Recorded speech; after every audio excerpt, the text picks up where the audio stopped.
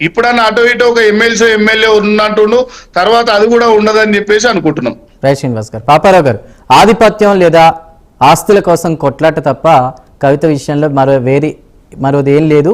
So ముఖ్యంగా ప్రజల గురించి ఆలోచన ఏం లేదు. కానీ వాళ్ళకి రావాల్సిన అంటే సిపిఐ నారాయణ గారి కామెంట్స్ని ఎలా చూస్తారు? ఒకళ్ళుంటే ఎలాంటి సమస్య రాదు, ఇలా అన్నా తమ్ముళ్ళు అన్నా చెల్లెళ్ళు ఉంటే ఎలాంటి పరిస్థితులు వస్తాయంటూ కూడా మాట్లాడారు. దానిపై మీ కామెంట్ ఏంటి? ఆయన కూడా ఇద్దరు పిల్లలు ఉన్నారు సార్, అన్నా చెల్లెళ్ళే. నారాయణ నా బాగా తెలుసు, సిపిఐ నారాయణ. అదే అన్నా చెల్లెళ్ళు ఉంటే ఇలా వస్తాయని మాట్లాడితే ఆయన కూడా ఉన్నారు కదా, ఒక అబ్బాయి. ఎగ్జాంపుల్స్ కూడా ఇచ్చారు చాలా మంది మంత్రులు, ముఖ్యమంత్రులు, రాజకీయ నాయకులు, ఇతర రాష్ట్రాల వాళ్ళ ఎగ్జాంపుల్స్ కూడా. లేదు, ఆయన కూడా రాజకీయ నాయకుడే కదా. ఏం సమస్యలు వచ్చినాయి ఆయనకి బాగానే ఉంటుంది కదా కుటుంబం. అన్ని ఊరికేదో ఏది పడితే అది మాట్లాడితే ఎలా, అది కాదు. కానీ అయితే ఇక్కడ నేను చెప్పేది ఒకటి, మీరు అంటున్నట్లుగా ఇక్కడ ఆస్తుల తగాదాలు అని నారాయణ కొత్తగా అదనపు జరుగుతున్న చర్చకి అదనపు నారాయణ కంట్రిబ్యూషన్ ఏంటంటే ఇది ఆస్తుల తగాదాలాగా. ఆస్తుల తగాదా అయితే ఆ లెటర్ అమ్మాయి రాసినప్పుడు, కవిత రాసినప్పుడు అది సీక్రెట్ లెటర్ గానే రాసింది, బయటకు వస్తుందని అనుకోవాలి అమ్మాయి.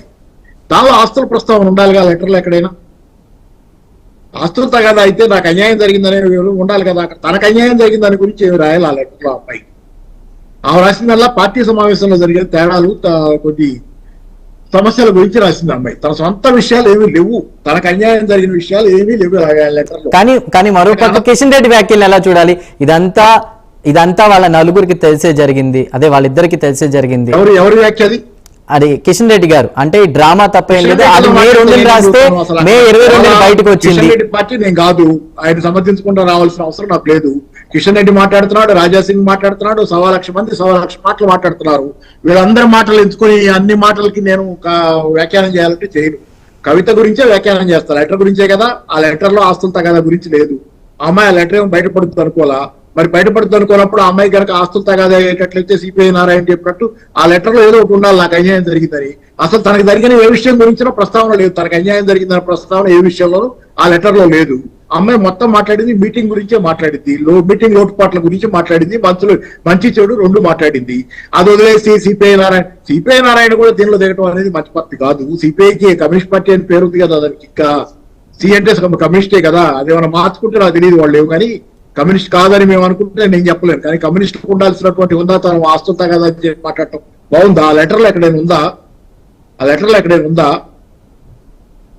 రైట్, అలాంటి లెటర్ లో మెన్షన్ చేయరేమో కదండి.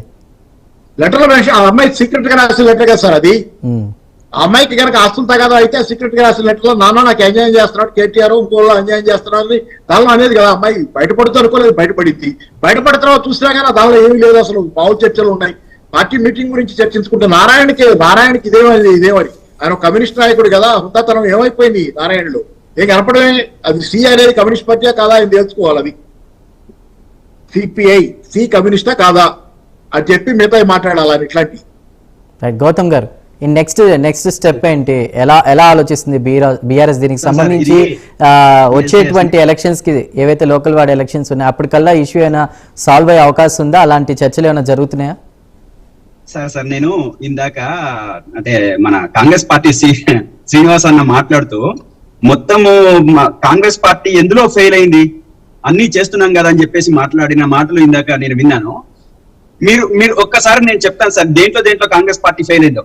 రైతు రుణమాఫీ పూర్తి చేయడంలో ఫెయిల్, రైతు భరోసా పూర్తిగా ఇవ్వడంలో ఫెయిల్, దాంట్లో నిర్దిష్ట ఎన్ని ఎకరాలకు ఇస్తారో అనేది నిర్ధారించడంలో ఫెయిల్, మహిళలకు ఇచ్చే 2,500 ఫెయిల్, అదేవిధంగా విద్యార్థులకు స్కూటీలు ఇస్తారన్న పథకం మీద ఫెయిల్, అదేవిధంగా ఉచిత బస్సు ఫెయిల్, నిరాటంకంగా విద్యుత్ ఇస్తానని చెప్పేసి ఆ రోజు ప్రగల్భాలు పలికిన దాంట్లో ఫెయిల్, కాళేశ్వరం ప్రాజెక్టును నిలబెట్టి ఏదైనా లోపాలుంటే సరి చేసి మళ్ళీ రైతులకు నీళ్లు ఇవ్వడంలో ఫెయిల్, అదేవిధంగా